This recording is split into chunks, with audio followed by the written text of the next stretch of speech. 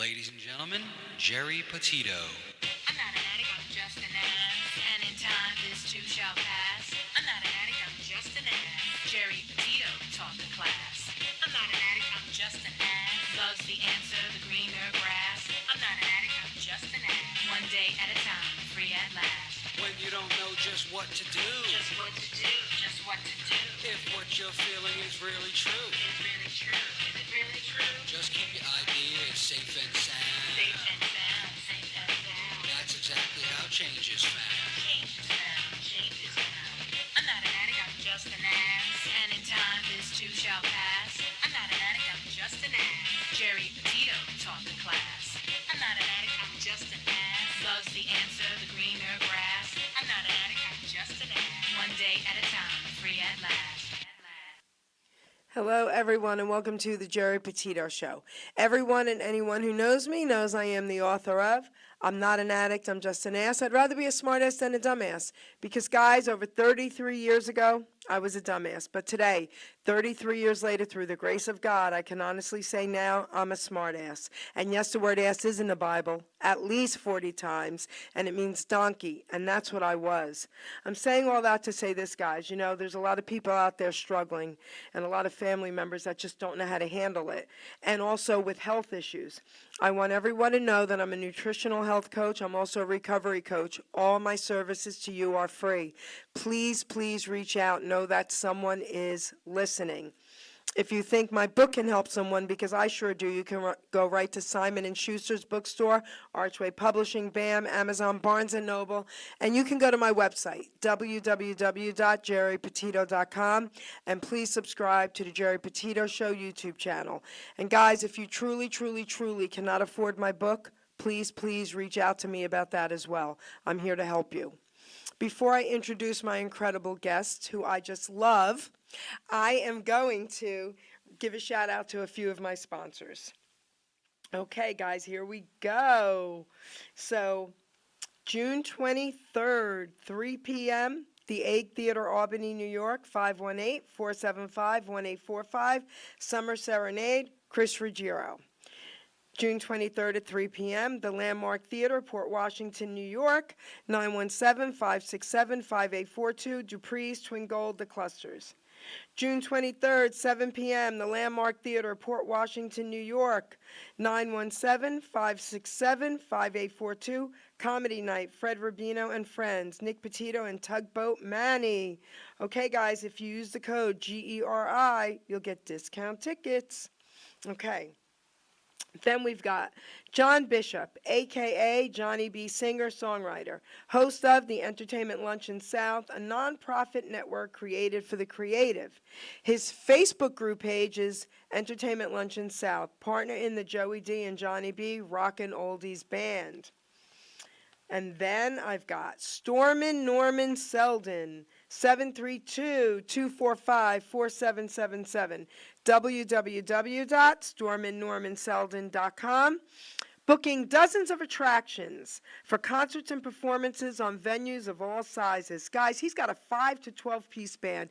He is incredible on the piano, guys, incredible. And a lot of people didn't know this, but Norman Selden helped get Larry Chance from the Earls, the song Remember Then, remember it? He helped get Larry Chance started. Larry Chance was a good friend of mine. I love you. Rest in peace. We all love and miss you, Larry Chance. And last but certainly not least, Ken Ryan and Linda Garofalo, The Way It Used to Be, singing songs from the 50s to the 80s, a tribute show to the greatest music and voices of all time. And Ken also does a lot of Elvis for me, so thank you for that, Ken. And I love these two people because they really do a lot with fundraisers as well, and they're awesome. So, now, guys, I would like to introduce my incredible guest, Rick Lovett. Say hello to everyone. Hello, everybody, and thank you very much, Geri, for having me on your show. I'm delighted to be here. Oh, I am so excited. So let's give Caden a shout out. Tell everyone about Caden.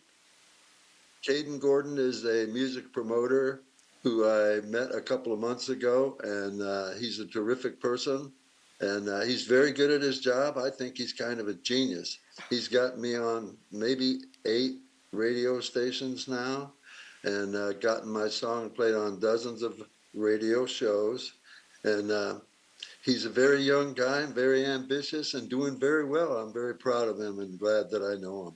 So, Hey, Kate, how you doing, bud? Caden is amazing. Caden, I love you. Thank you, thank you, thank you for this incredible interview and so many others that you've sent me. He's one of the hardest working young men I've ever known, okay, in this industry. I mean, first of all, he was a teenager when he started, okay? I mean, now I think he's either 19 or just turned 20, but he was young, and he never let anything stop him. Okay, look at this, awards. He's been in Nashville recently. I mean, he's amazing, right? Yes, yes, he is. I'm totally impressed with him. I'm amazed at how he keeps all of these things on his mind and all these different people that he represents.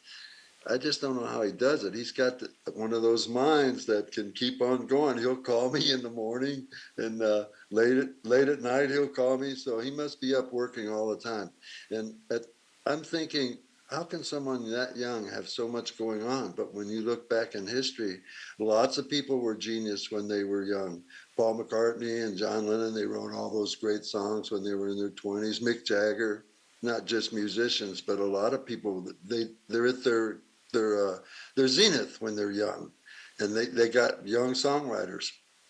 But you know So what? you don't have to be an old cat like me to be able to get that stuff done. Well, let me tell you something. And plus, with technology today, he's brilliant with that as well. So he is a genius. So, Caden Gordon, we love you, baby. We sure do. So now, Rick, tell everyone a little bit about your musical journey. Let's start there. Well, my musical journey probably started when I was 4 years old on my mother's lap. She's bouncing me listening to Ernest Tubb. And I grew up, that's true. And I grew up sort of in a rough and tumble area of Detroit, the working man section.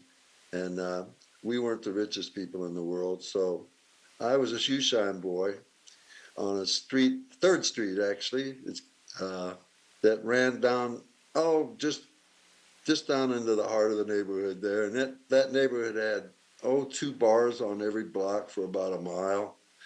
And most of those bars were filled with auto workers and people from all over. It was Action Jackson down there. So I was a shoe shine boy there. And in those bars, when the doors would be open in the summer, songs like North to Alaska would be there. And Oh, yes. In the Mystic Moonlight, all those old country favorites. And I loved those songs. And like From a Jack to a King, I remember that blasting out of those bars when I was a kid, those smoke-filled bars with those country bands. I loved it. So that had a big influence on me. And still today, that's my favorite time for music. The 50s and 60s country music is my favorite. Although I can listen to Johnny Cash and Led Zeppelin with equal enthusiasm because I lived through the 70s too. So wait, I have to comment. I don't like interrupting, but I cannot believe you just said Led Zeppelin, okay? So I always laugh and say I was born too late because I'm an oldies, doo-wop, and Elvis girl, okay? But you cannot take the rock out of me. Okay, so I loved Led Zeppelin, Genesis, all that, Foreigner. That was one of my first concerts, Foreigner. But anyway, for you to mention Led Zeppelin, I did not expect that. That's pretty cool, dude.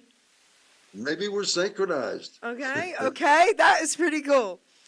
Is it a coincidence or is it synchronization? Okay, so continue. Wow, Led Zeppelin, huh? Yeah, Rolling Stones. I went to my first concert was a Rolling Stones concert in 1966. For $3.50, I seen them at Cobo Hall, but my back was to the wall, and you couldn't hear them, and but the girls were screaming like crazy. Even the way back there where I was, they were screaming. So, and I love the Rolling Stones too. Yeah, I'm a country fan, and mostly when I'm sitting out having a beer on my patio, I'm listening to the old country and the old soul music. I like Brooke Benton, and I like all the old Ray Charles. I like all the old soul music too that came. And a lot of that music in the 50s and 60s was indistinguishable from country because Brooke Benton, man, he had some songs that were real country. And so I liked them all, and I knew a lot of Southern people that listened to the old country songs. They liked Brooke Benton, they liked Ray Charles, so that music sort of fused together. And I grew up in Detroit, so of course I'm a big Motown fan. Heck One of yeah, my favorite baby. singers, oh yeah, one of my favorite singers is the great Levi Stubbs of the Four Tops. So I used to And hang out with them. Hold on. get I out of here! I was in my 20s and they played a lot in AC and all that. I was dating someone named Jerry as well. And he was really shy. So he didn't tell me about this before we went to the concert. So all of a sudden the concert's over. He grabs my hand. He goes, "Let's go. We're going backstage." I go, "Excuse me?" He goes, "Come on." He goes, pushes through the crowd, goes up to the guard and says, "Tell Levi Jerry's here, Jerry Alt." He comes out, "Jerry, let's go. Get back in." We hung out with them every concert. That was so cool. Wow, wow, you got to hang out with Levi Stubbs. That was so cool. Levi Stubbs is probably the best singer ever. A lot of people like Jimmy Ruffian and David Ruffian from the Temptations and them, but my favorite is Levi Stubbs. He had that high choke sound that he sang with, like Jackie Wilson. Oh, Jackie Wilson, baby. Another cat from Detroit that I'm very proud of. Levi Stubbs was born and raised in Detroit and unfortunately passed away there. He's one of the great singers. When I would walk down the street, down that avenue, that Skid Row, clapping my hands and dancing and singing, "I can't help myself." Yeah, all them old Motown songs. So Well, I've had a wait. variety of I have to musical interrupt influence. you one more time. So Jackie Wilson, his son Bobby's been in my studio live several times. Oh man, Bobby I'm Wilson, so glad baby. I know you. You know the great ones, man. Listen, I can Jackie hook you. Wilson. I can hook you up with Bobby Wilson. He'd say hello to you any day. Wow, man, Jackie Wilson. I said Levi Stubbs, but you'd be hard pressed to beat Jackie Wilson's high Very notes. hard. Well, his song "Higher and Higher," Oh my all of gosh. those old songs, "Lonely Teardrops," I love them. They're on my playlist, and I love those old Motown. I don't think Jackie Wilson was actually a Motown guy though, but he may have been later. But I love him anyways. He's from Detroit. A Yeah. lot of great stars from Detroit. We had our own little music scene there, and it was a good mix of country and soul, and there was some jazz in there too. WJLB, they played jazz music. WJZZ in Detroit played jazz Oh, music. okay. So we listened to everything when I was a kid. And so the big influences of what I do all the time in music was my family. They all thought they were singers, and they were spontaneous singers. If you walked up to my mom and said, "How you doing?" she'd say, "I'm broken hearted," something like I that. She'd love start singing. this. And anybody, all of us. And so uh, my brothers and I, when we were kids, we played air guitar and would sing songs and all kinds of them. The Motown songs, the old country songs, the Hank Williams stuff. And so as we got a little bit older, we were poor and we had to go to work when we was kids. So we didn't really have any technical training or anything. But as we got older, my brother Steve, who is the key songwriter with the brothers there, he started writing songs, and all of a sudden I started listening to his songs, and they were really good. And I thought, wow, it's amazing that I'm actually related to him, that he's doing this well at something. And so he's the one that got me into it. And I had been messing around with the guitar, and I was a little better on the guitar than him. So a lot of his songs would start out as poems, and he would maybe strike a chord, and he knew how to get his key, and he knew he should make a change, but he didn't know how to put that 4x4, 2x4, whatever this stuff it is. He didn't know how to put them chords together. Okay. So I started helping him, and then we started getting pretty good at it. We weren't doing anything big or anything, but we thought we were good at it. We were starting to write songs that we thought people would like. And so eventually that led into the Lovett Brothers Band. Me and him and my brother Ray, who was also a spontaneous singer and songwriter, we started a band and called the Lovett Brothers Band. And the unique thing about that band is it was not just me and my two brothers. It was another guy, Joe McLeod, and I want to give a shout out to him. He's passed away now. He grew up with me on the same Skid Row, the same hard street that I grew up on.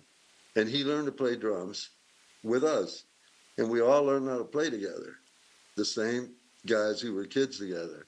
And so we were unique like that. And I don't think that we were very technical and we got tighter, but we weren't tight. But what we were was creative. And we had a basement in Detroit in a big old house me and my brother bought, and that's where our band practiced all the time. How all old the were time. you guys? How old were you guys about when I you was had the already band? getting up there when we started getting the Lovett Brothers band going. I was probably 23. Okay. So I was old. I was old for that. I probably never got my first paid gig until I was 26 because it took 3 years to keep playing. And with my brother Steve, he was an amazing songwriter and a poet. And he was also a great performer and he was a good singer, but he didn't want to play other people's music. He only wanted to play his music. Okay. And so in my mind, I felt like, well, I don't know enough about guitar and I don't know enough about music to be thinking that I can write these songs. I just didn't have his kind of confidence. So I thought I need to learn something about music and how to play. And how I did that was I learned to play songs. I learned to sing songs. I learned to copy those songs when I wanted to do a lead, like something by the Eagles. I would copy it as well as I could, and and then apply that to the show we were doing. But I couldn't free will out and just play anything I wanted anytime because I was restricted to this is how I learned. I learned how to play songs. Well, he didn't want to do that. My brother Steve didn't because he wanted to get with it and he only wanted to do his songs. And I just didn't have that kind of confidence. So I wanted to go out and learn how to play and learn about music. And that meant learning how to play other people's songs and doing cover songs. And so he separated from the band, which I regret to this day. I hated for him to leave, but he did. And me and him continued to write songs together. We did that on and on forever. We Good. always did that. Good. But he didn't play with our band no more. And so we became a cover band in bars in Detroit, and we played a lot of weddings and stuff like that. I don't think we were ever really popular, and I don't think we weren't well known, and I don't know that we were a great band. We had our moments, and from there, I had a daughter with my wife, and then I started having thoughts about maybe I ought to get more serious about how I can upraise my kid with some money and stuff. So, and I wanted to get my kid I didn't want my kid to have to go through what I went through. And so I thought, I'm moving her out to the farm. I'm not going to keep her in the city here so I moved him out to a farm, and I became a registered nurse out there. Oh, you By going- did? You were a registered nurse. retired- How cool is that?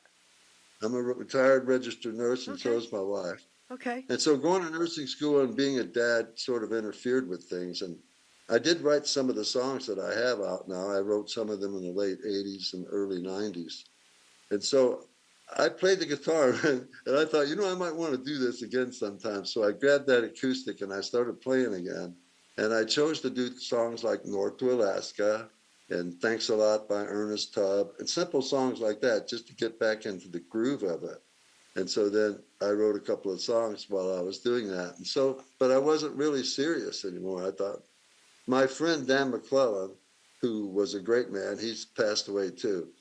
He called me up one night and he recorded one of my songs.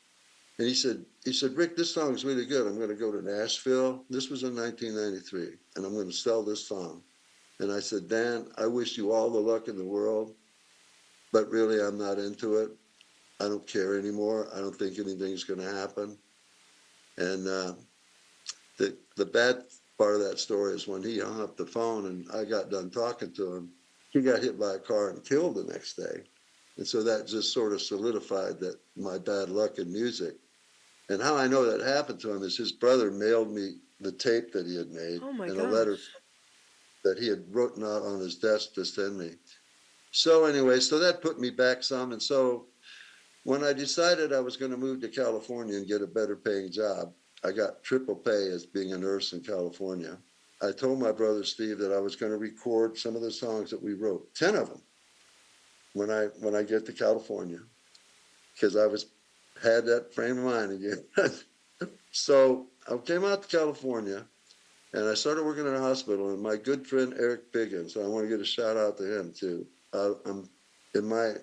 All my years in this journey, Eric Biggins has been a solid friend for me, good or bad. Thanks, Eric. So he comes up to me at work and says, hey, Rick, you ever play any bluegrass music? And I had not, but I grew up listening to it and I played country. So I thought, yeah, sure, I can play that.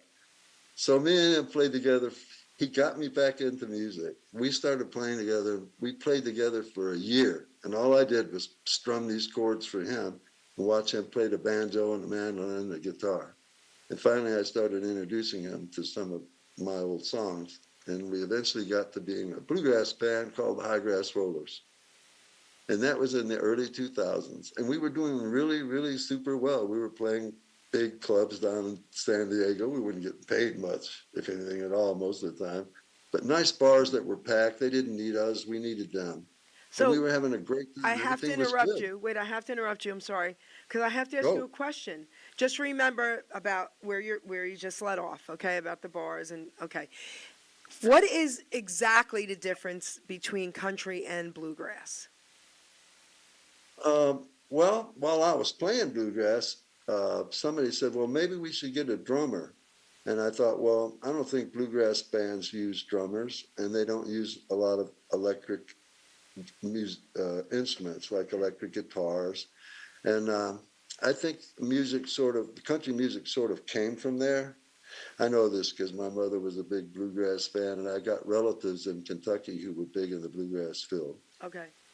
So I think that what happened when Hank Williams came along, and they started using more electric stuff, it sort of evolved into now it's this modern thing is now called country music instead of bluegrass. But I Okay. think bluegrass So is it's the kind of roots of, it kind of meshed. yeah, it evolved. Yes. Country Yeah. music evolved from bluegrass, I think, because That's what I think. bluegrass came from Ireland and Scotland and those places, Okay. and the original, the roots of it. And then those people down in Kentucky, a lot of them were from Scotland, and so that was their roots, and that became bluegrass, and then I believe that bluegrass became country. When I was playing in San Diego with the bluegrass band, I think a lot of people liked our band, but they really didn't know what bluegrass was. And I think our band really wasn't a total bluegrass band. I think we were kind of country because I was doing Buck Owens. He ain't bluegrass, but we didn't have a drummer and we didn't have an electric guitar. And we had a banjo player and a fiddle player and a dobro player. So we fancied ourselves as bluegrass. But I got to say that most, especially the young people that would come in those bars, they really didn't know what it was. I think they might have had it mixed up with maybe some kind of blues or blues music. But they all liked us. We were doing very well in San Diego. We were getting to be a popular band. And then, like all bands, a guy wants to quit. He's going to go away. And then so there he went. And then when you're playing and practicing a lot and you practice a lot of the same songs, some people can get tired of that, and then they'll voice that they don't like that. So slowly but surely the band's no more. And it's back to just being me and Eric. So after all, putting all that hard work into that band, I thought, well, again, I'm kind of like frustrated with this, and I'm not gonna really put my time in this no more. I actually passed bills down in San Diego and Ocean Beach and Pacific Beach for this band, putting flyers on people's windshield. One guy actually come out and was going to beat me up. Don't be putting that on my picture, man. But I continued. I didn't put no more on his. I avoided his block. That's stupid. But go ahead. And so, anyways, I did that. I even bought one of those sandwich boards and put it out there on it was Garnett Street. That's the main drag down to the beach. And so a lot of people go up and down that street. So the 3 hours we were in that bar, people would see that sign, and the bar was called The Dog.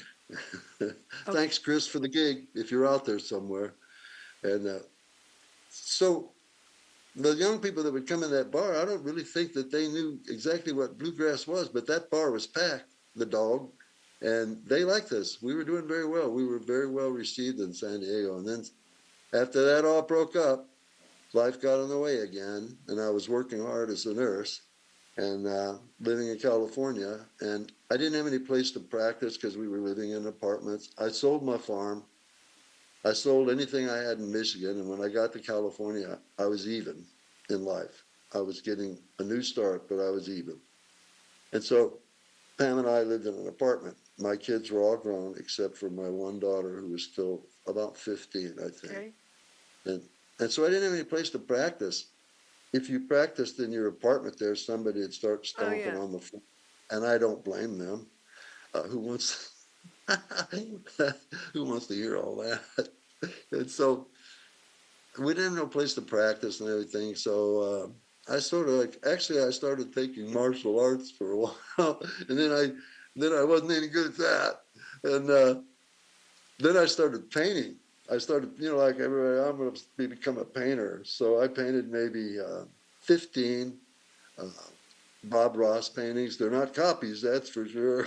But I made a good attempt at it, and I do like painting, but I had to give that up about 3 years ago because I got back into music. Hold on. Whoa, whoa, whoa. So when you first said you got into painting, my dad and my brother, he's still here, my dad's gone, he opened up a big painting company in New York to paint. And they had all, like Columbia University, NYU, they had all these big accounts. But I'm an artist, and I went to art school. You mean you were painting art? Yes, I At was first painting I art. thought I was you painting. meant you were painting like my dad, and then, so you painted art. I love that. I did do You that. don't I have got to about give that 15 of up. them. No matter what you're doing, never give that up. Well, I got one going. You know how I think paintings are like songs. Now I got all these paintings laying around half done. And should I do them in acrylic or should I do them in oil? You And know? there's this really cool painting that's on the internet, and I've been trying to painting it. And it's a row of trees going down the park, and it's called Woman with the Black Umbrella. And it's a woman walking down the park. It's all in black and white, but each time you go forward with the painter on her website there, she puts it more in color. But I like the black and white, and I got about 6 of those where I painted each one trying to get better. And so they're all laying in there in my room, and that was my last attempt at painting when I grabbed that guitar again. Okay. And I love charcoal. I'm gonna text you a couple of my pieces charcoal. that got me into art school in '79 in New York.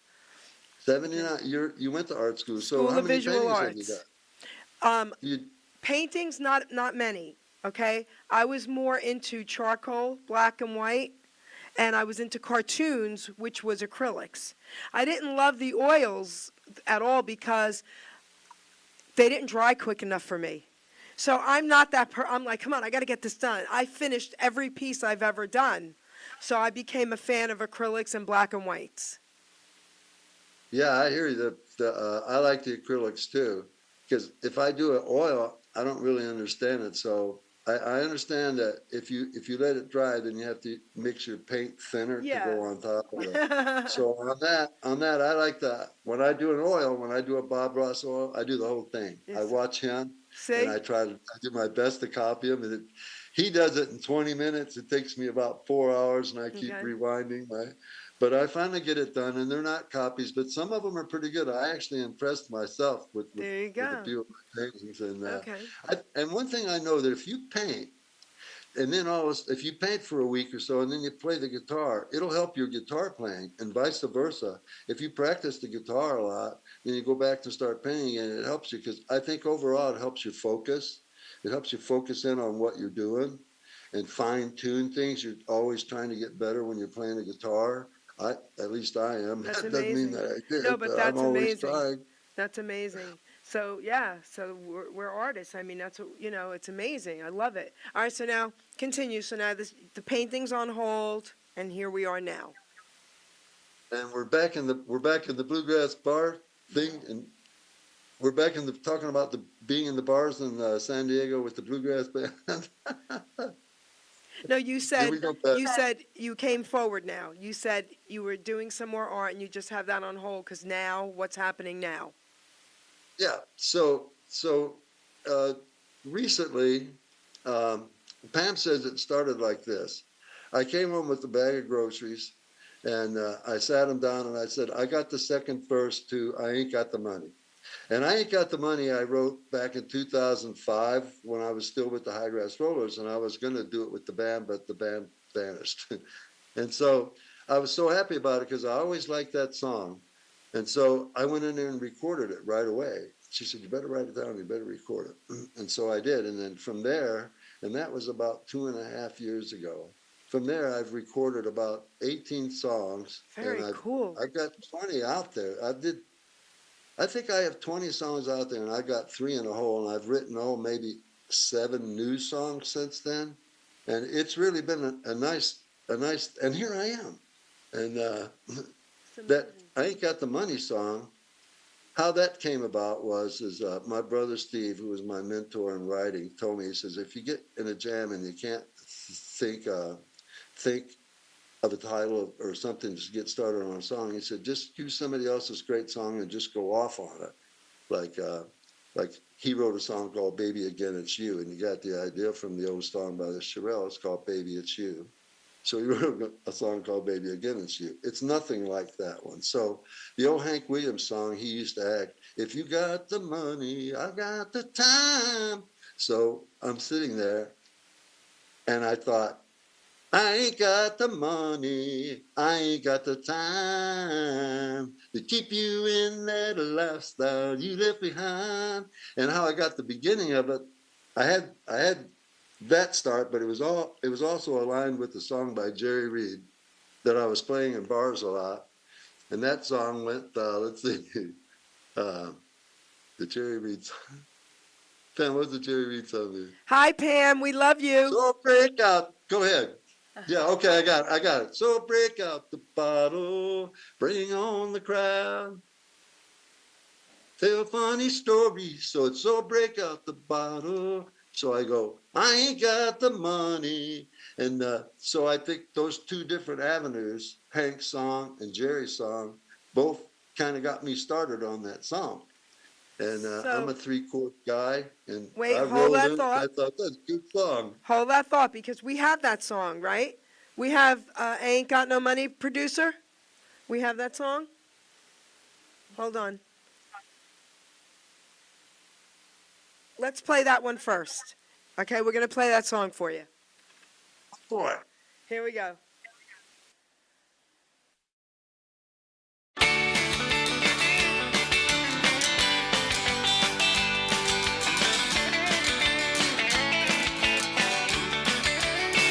I ain't got the money, I ain't got the time to keep you in that lifestyle you left behind. You got me down to my last dime. Ain't got the money, ain't got the time. I bought you a house way up on the hill. I gave you my truck, so my motorcycle too, but it wasn't enough to keep you satisfied. Now I'm on my way, here's the reason why. I ain't got the money, I ain't got the time to keep you in that lifestyle you left behind. You got me down to my last dime. Ain't got the money, ain't got the time.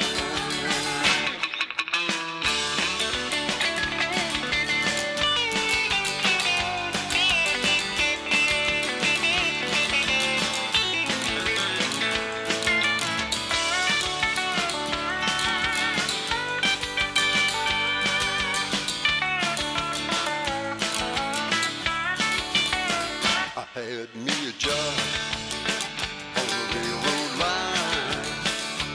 Oh, it was good, doing just fine. But you found out about my last time. Now you're pulling out, leaving me behind. I ain't got the money, I ain't got the time to keep you in that lifestyle you left behind. You got me down to my last dime. Ain't got the money, ain't got the time. I ain't got the money, I ain't got the time to keep you in that lifestyle you left behind. You got me down to my last dime. I ain't got the money, I ain't got the time. I ain't got the money, I ain't got the time to keep you in that lifestyle you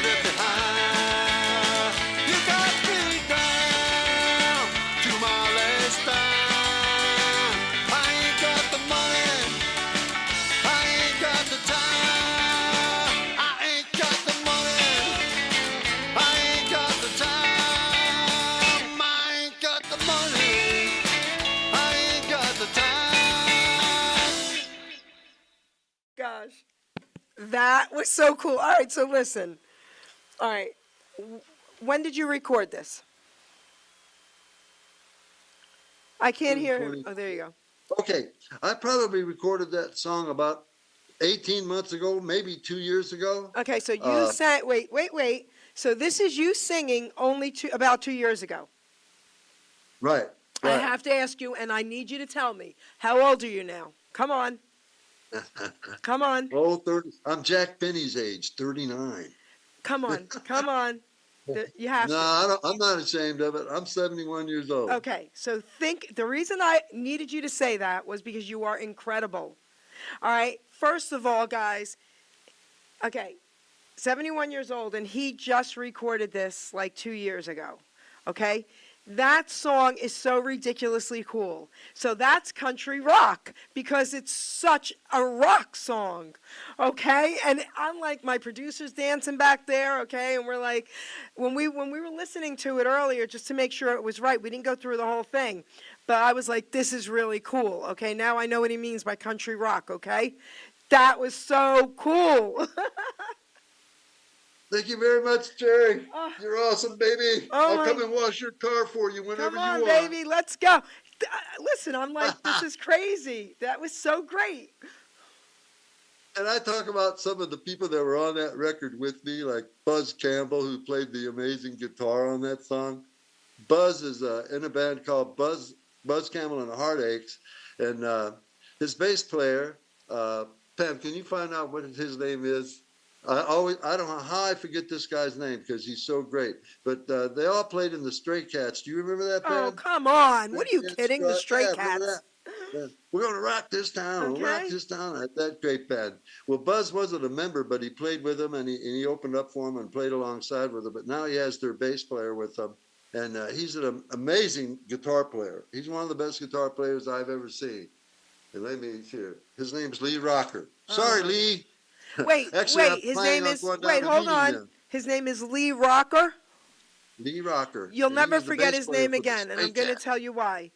Think of the name Rocker and your country rock, and you just rocked me. So you'll never forget his name, Lee Rocker, baby, okay?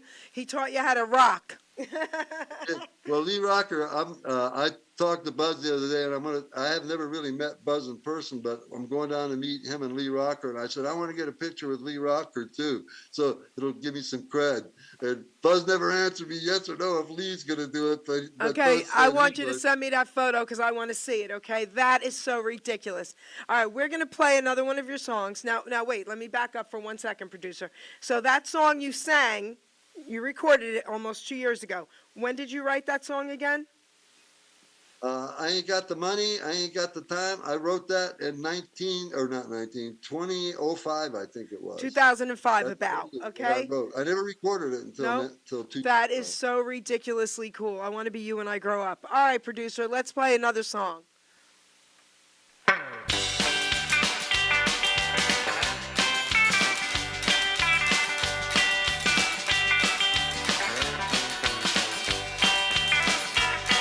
I can play on Friday and Saturday night. I can sing these old songs. I don't give a rip if the words ain't right. I'm having some fun tonight. Don't worry for a minute, old faithful fan. If I get into a jam, I drink some beer and fake some words till it's all come to an end. 'Cause I've been playing this guitar all night long. Everybody dancing on the floor is what keeps me hanging on.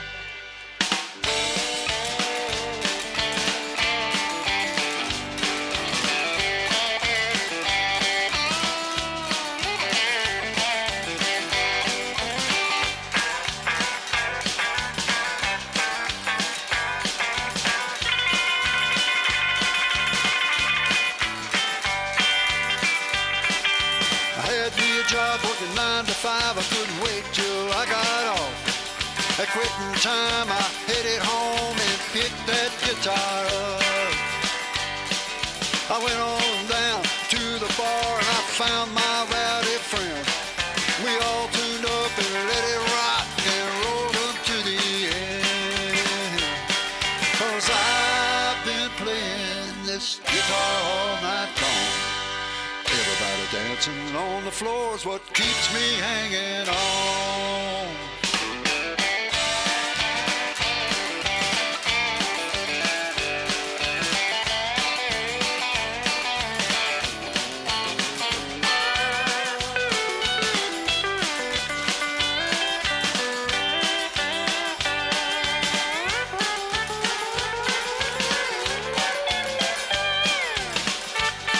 'Cause I've been playing this guitar all night long. Everybody dancing on the floor is what keeps me hanging on. And the bartender said, we're gonna shut you down. All the music ends at 2 a.m. You don't have to go home, but you can't stay here.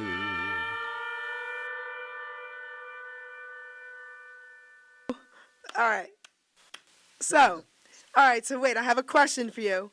So the other one was more country rock than this one, correct? I think this one's probably more rock. I think. What do I you think the other one, my ears, the other one I heard rock. Yeah, it's got a faster beat to it. Okay. This one I hear On country rock, but the other one I heard mostly rock. This song has got an interesting background. Tell us.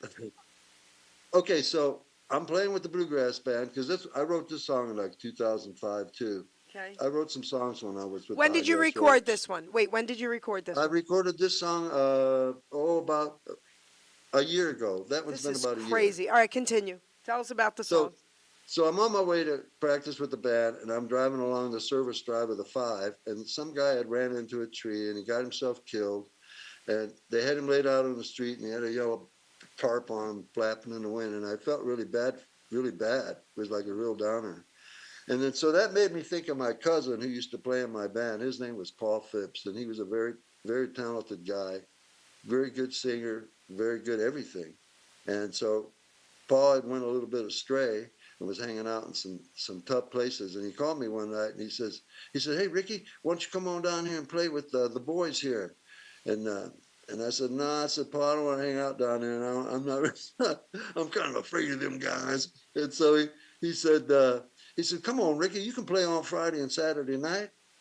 Well, unfortunately, Paul got himself killed very violently. He got hit in the neck and maybe got his, I don't know.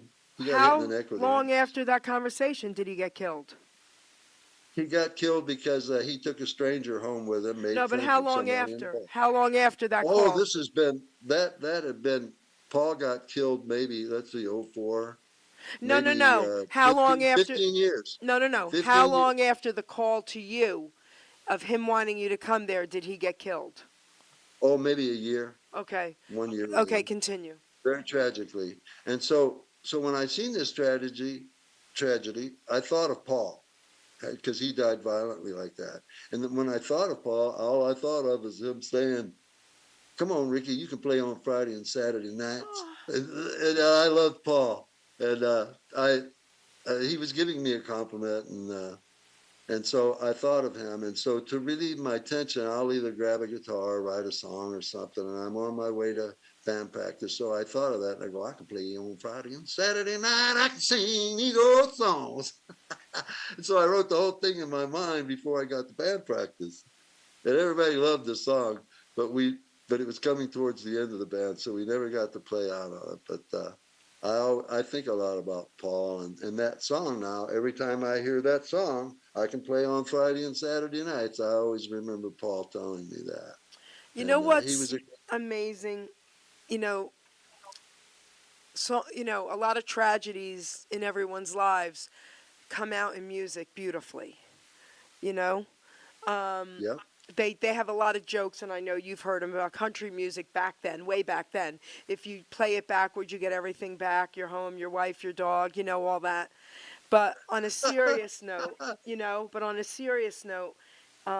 when a musician, an artist can take a tragedy and turn it into something beautiful, your loved one is smiling down at you. Okay, he absolutely is smiling down at you. That was beautiful. I think he is too. Paul taught me a lot. When Paul joined our band, he was a more accomplished and more seasoned band person. His family actually had a record label, and they were the bluegrass people in Kentucky, and they were all really good. And so he could do those vocals, those. For me, I grab a guitar and I start screaming, jumping jack flash and stuff like that. And I never was really. I'm not really a slow song singer guy at that time. I'm doing better at it now. But Paul could do that. He'd do Summertime, the old Gershwin song, and he would do those old songs like that just beautifully. The Willie Nelson song, Oh, Well, Hello There. Ain't it funny how time passed away? yeah. Paul could do those really beautiful, and I really admired the way he sang. And he really helped our band a lot. He could really play the guitar too. God bless you, Paul. And unfortunately, he there's that saying, you can choose the right road, you can choose the wrong road, and Paul chose the wrong road, and he made a mistake taking somebody home to his house that he did not know, that he met in a bar.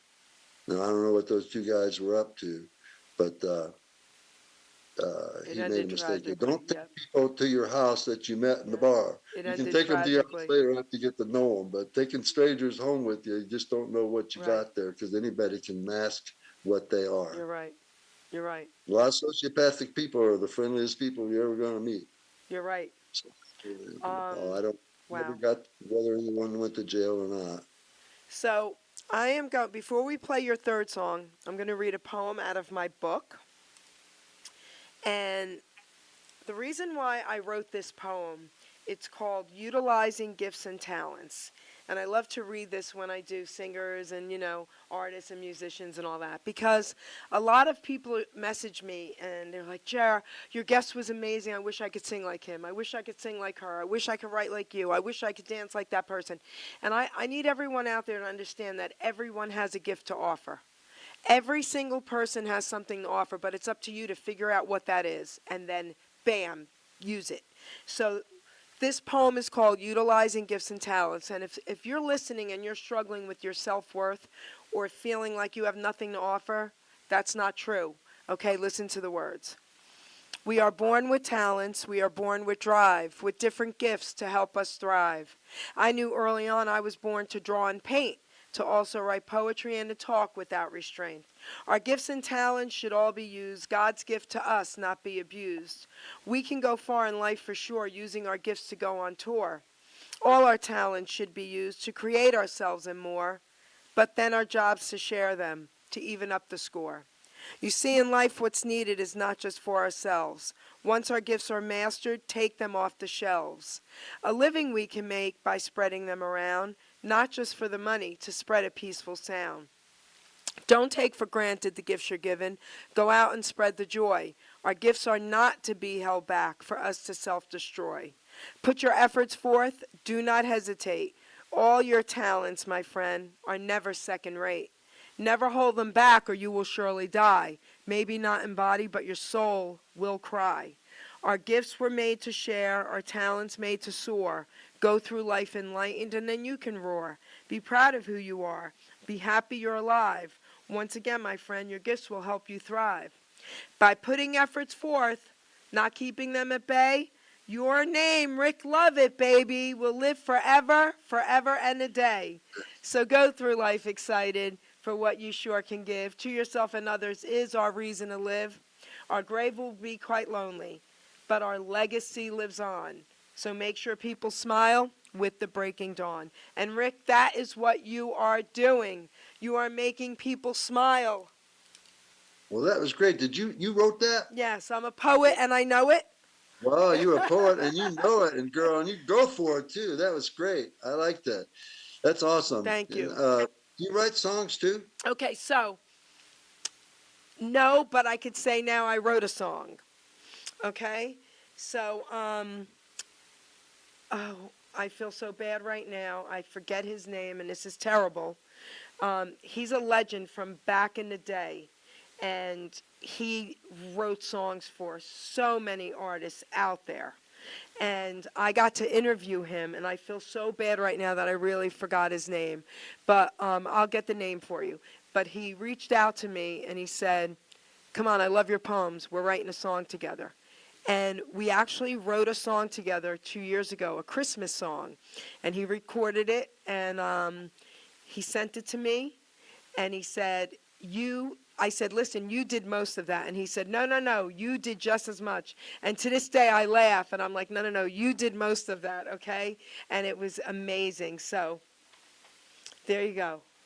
That's a nice story. He's giving you credit, Okay? and And trust me, and you're trying to give him credit. he My did wife most of helps me. it. He did most of it. My wife helps me like that too. She'll throw a word in for me. Say, why don't you say this instead? That's cool. Like in my song "Sweet Sweet Love," I go, "If I see my sweet baby," she goes, "Well, why don't you say should I? Should I see my sweet baby instead of if I?" Because if I is so common, and I thought about it, should I is a sweeter sounding word there, and she's really good at that. So I always say, I want to give you writers credit, and it's a little bit more complicated when you do your copyrights when you do that, but. She goes, nah, she goes, it's your song. You thought of the whole thing. It's your song. You wrote it. I'm just helping out, give you a word here and there. That's And so cool. my wife's always done that for me. She's writing a book. I'm writing a book.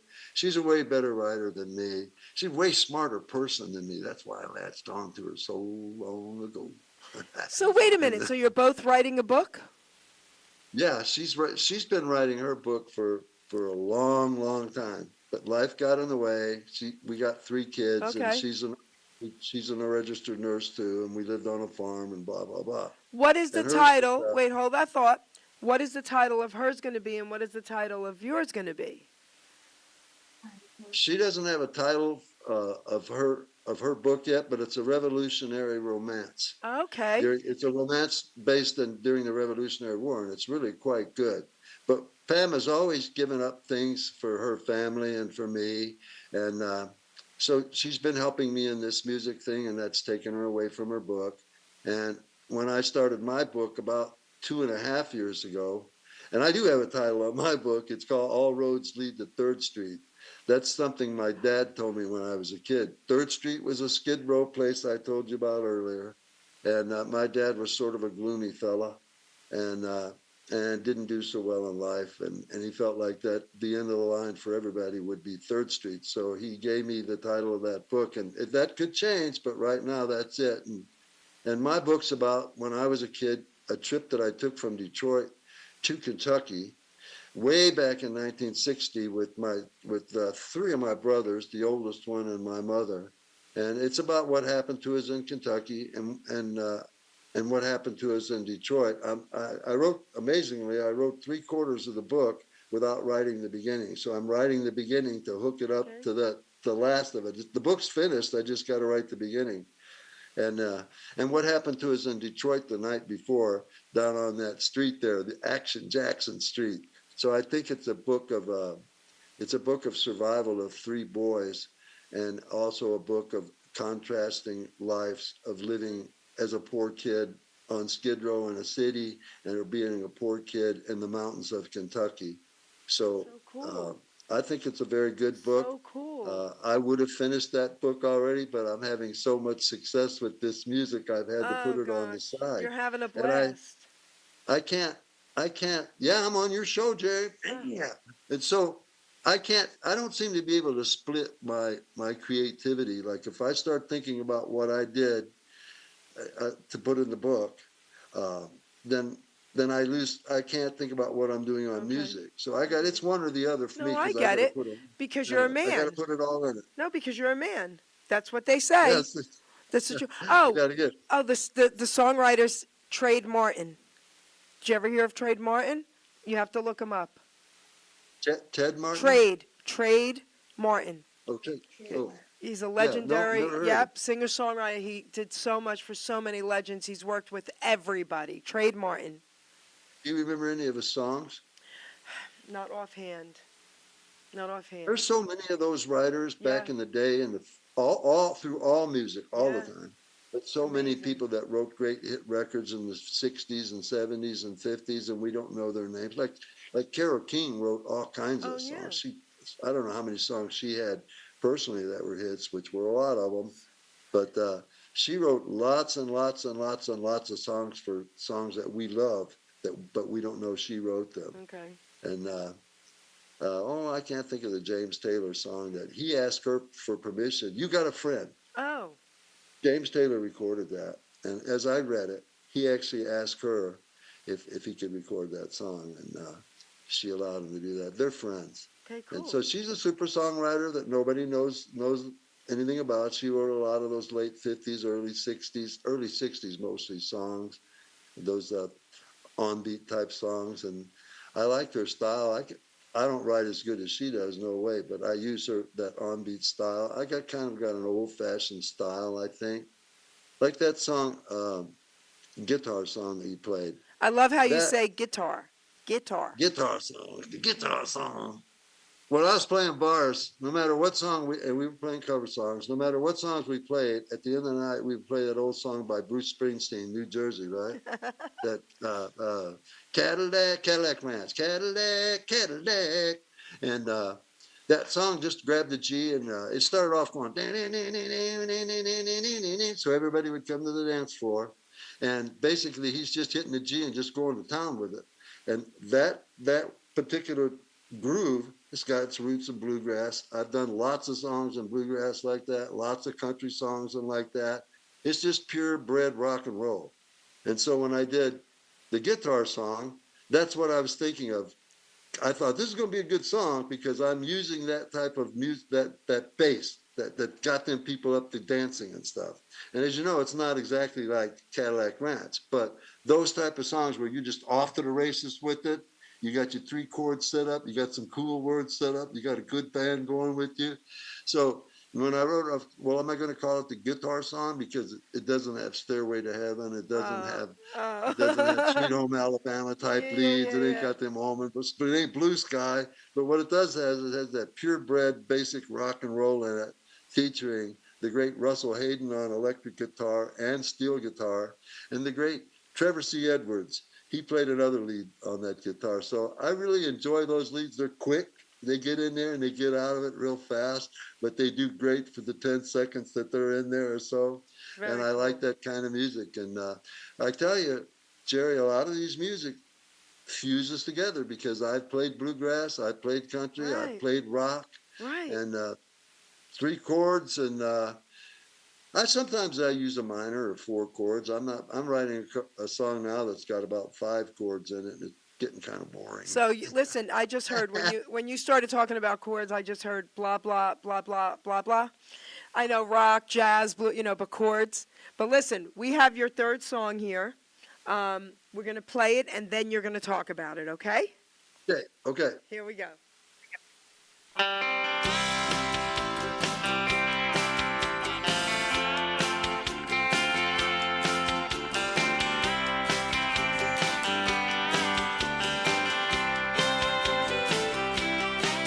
I've been thinking about my baby ever since she's been gone.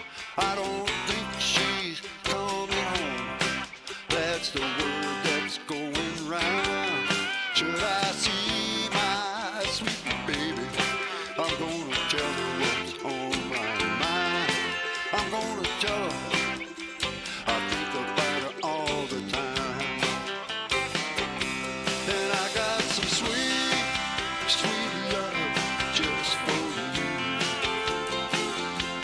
And I got some warm, tender kisses waiting for you too.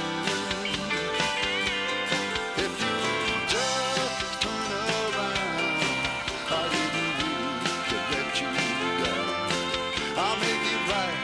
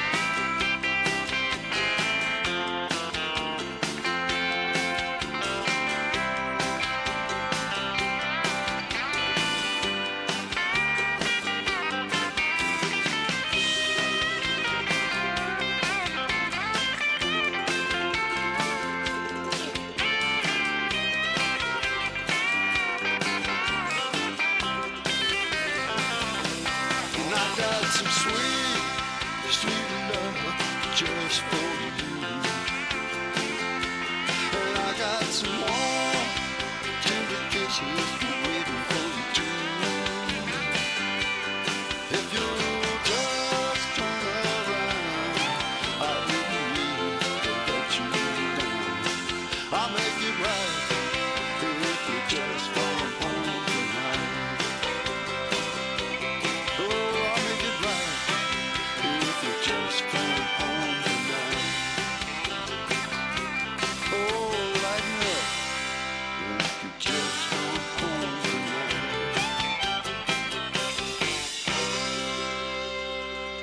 All right, so we have a few minutes left, so I want you to tell me two things and then talk about the song. What year did you write it, and when did you record it? I wrote this song in 2024, and I recorded it about 6 months ago. That's a newbie. Hold it. Hold it. You just wrote this song this year and recorded it this year? Yes. You No, wait a are minute. What? She's famous telling me I actually wrote it in 2023. When did I record same it? thing. It doesn't matter. 22, Okay, 23, 2023. It's a brand new 24. one. You just wrote this song and just recorded it? Yes. This is amazing. Oh, I love you, honey. You just blew my mind. I thought you were going to say again, you wrote this song a long time ago and recorded it a couple years ago. You even wrote that song recently. Yeah. Yeah, I've wrote quite a few, Jerry. You haven't Pam, heard them yet. I love you, should- lady, because you know why? I know you help him with, like, what he was saying, what you do for him with the music. This is amazing. You guys are a great team. We are. On this song, when I say I didn't mean to. At first, I was saying I didn't mean to put you down, and Pam says, "Well, why don't you lighten it up and say I didn't mean to let you down because you sounded like you're a mean guy when you put her down." So she helps me with things like that, and I'd like to thank the great. Again, Buzz Campbell played the electric guitar on that, but my friend Jimmy Mattingly played the fiddle on that. And Jimmy is Garth Brooks' fiddle player. He played with Garth last night in Come Las on. Vegas. Yeah, man. He's my friend too, and he just messaged me and said, "Rick, I love all your songs. They're very Who special messaged songs." you? Jimmy Mattingly. Jimmy Mattingly's he's the greatest fiddle player in the world. He's a Listen, Hall of get Fame me, fiddle come player. on, get me an interview with him. Come on, baby. I wish I could. I can't get Jimmy to. I'm not sure what Jimmy's doing. I'd love to be able to get you an interview with him, but I don't think that's possible Okay. because he's such a busy guy. I'm so happy. You know what I'll do? I'll ask him sometime if he's interested in doing any interviews like that. I never see Jimmy mention anything.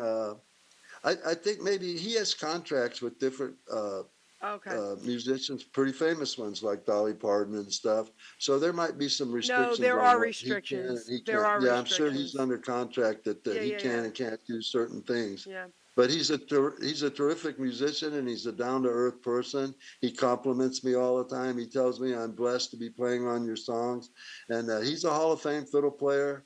And he was Kentucky Fiddle Player of the Year when he was 18 years old. He's been with Garth Brooks for 30 years. So I've had him on about six or seven songs. I got 3 of them lined up, Jerry. The 2 of them I just wrote. I've been writing songs like crazy, and I got 3 songs lined up that are almost done, that are getting ready to come out. And 2 of them I just recently wrote, and Jimmy's on all 3 of them. And I also have Bruce Boughton on steel guitar. He's a Nashville first lister. And I have Paul Hollowell. He's playing the piano. He's an A-lister in Nashville. I'm blessed enough to have these great musicians in Nashville, Tennessee, working on my records now. And I'm having a great time with them. And on this particular song, every night when I go out and have my beer, I have my favorites I play. And they're not all Rick Lovett songs. And for a while there, Solomon Burke's cover of the great Otis Redding song, Cry to Me. He starts that song off going, he says, I can't think of how he starts that song off. But anyways, I'm listening to him every night. And he starts that song off. And then I starting my song. Let's see. I've been thinking about my baby. And oh God, I wish I could think of what Solomon Burke says that. When your baby leaves you You're all all alone alone. Oh my gosh. and nobody calls you on. Well, nobody can sing like Solomon Burke Don't you unless it's feel Jackie like Wilson. crying? But so I'm listening to that song, and I come from Detroit, so I love the Motown bass line. So when I started my song off with the way he did it, I thought I'm going to put this bass in there to it. So it's I've been thinking about my baby ever since she's been gone, and I got that snap. So I think that's where I fused my Detroit That's Motown roots beautiful. into my country roots with listening to Solomon Burke, because I'll listen to Solomon Burke and then I'll listen to Buck Owens. To me, I love Beautiful. all kinds of different music, the great songs and all the genres. I love them all, and so I fuse some of that in this song, "Sweet Sweet Love." And before we go, though, I'll make sure I give a big shout out to my good friend and engineer Jeff Forrest, who played drums in all my songs. He recorded all my bluegrass songs back in the early 2000s. He's a great friend. He plays bass. He's also my videographer, and you can get my videos on YouTube at Rick Lovett Videos. Yeah. And he plays drums, he plays bass, he helps me with my vocals. I do all my own backing vocals, but I can do the first one or two, but then Jeff can help me a whole lot because he knows everything about music. Do He you gets me to sell? that Let me third ask vocal. you something. Do you sell your music? Well, I'm getting paid from YouTube and I'm getting paid from Okay. Spotify. I'm Okay, doing pretty good. good. I'm not making a lot of Okay. money, but any money at all, it's great. But when I recorded my High Grass Roller album many years ago, I was going to sell them in the bar, but then the band broke up and I got stuck with a bunch of them. But Caden Gordon is making me up a website, Okay, that's what I so was going to ask. Did you have one? I So think I'm going to Caden's offer making it. my disc up for sale. Okay. And we were talking about whether I should charge 99 cents or just do it for free, because I think there's a minimum of 99 cents to Okay. charge for a song. And so I've decided just to do it for free. Okay. If somebody comes to my website and they want to listen to one of Rick Lovett songs, they'll be able to do it. Okay. So I want to thank you so much for this interview today. It was amazing. You are amazing. You are off the charts. Before I close, I want you to give like a 30-second little speech, a minute, to people listening that are getting up in age that feel like they can't, they shouldn't, they won't. Give them some encouragement why they can, they could, and they should. Yeah, well, I'm 71 years old, and in the last 2.5 years, I endeavored into this. And I just kept thinking I can do it. Like Clint Eastwood said, old man knocks at the door every morning, I don't let him in. Well, that's how I am. I don't think that I can't do stuff, no matter what it is. Painting, jogging, walking, I do all that stuff, and I don't think old. Waldo Emerson once said, life is what a man's been thinking about all day, and or a woman or a person. And so if you think you can't do it, then you're already beat. But if you have something you want to do, don't ever give up on it, because you just never know when your day in the sun is going to come. Like for me, all these years, 50 years of playing music, maybe longer. And here I am on the Geri Petito show, and I have Caden Gordon and all these wonderful people backing me up now. And get with it, folks. Don't give up. 71 years old. I feel better now. My friend told me the other day, he said, "This is the happiest I've ever seen you," and I've known him for 30 years. And I think you can reach your goals. Don't ever give up. Don't think old. We're all young. Look, I'm 71. It's like being 51, 20. When I was a kid, everybody was dead when they were 64. There you We are go. still rolling. I got a sister, 84. There you go. I'm She 63 works like a horse. and I feel just like you. And like I said, I want to be you when I grow up, okay? You're amazing. One more thing. My friend told me the secret to all this is to keep doing it. Just keep doing it. Just keep doing Don't it. stop. Don't And you'll st- just keep on doing it. Don't stop. You heard him. Keep doing it. Don't stop. Rick, thank you, sweetheart. This was I amazing. love you, Jerry. Thank you for having me on my I show, love and you God too. bless. God bless you too. Producer, take us out.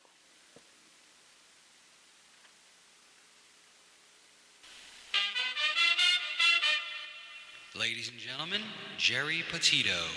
I'm not an addict, I'm just an ass. And in time, this too shall pass. I'm not an addict, I'm just an ass. Geri Petito taught the class. I'm not an addict, I'm just an ass. Loves the answer, the greener grass. I'm not an addict, I'm just an ass. One day at a time, free at last. When you don't know just what to do, Just what to do, just what to do. if what you're feeling is really true, Is it really true? Is it really true? just keep your ideas safe and sound. Safe and sound, safe and sound. That's exactly how change is found. Change is found, change is found. I'm not an addict, I'm just an ass. And in time, this too shall pass. I'm not an addict, I'm just an ass. Geri Petito taught the class. I'm not an addict, I'm just an ass. Loves the answer, the greener grass. I'm not an addict, I'm just an ass. One day at a time, free at last.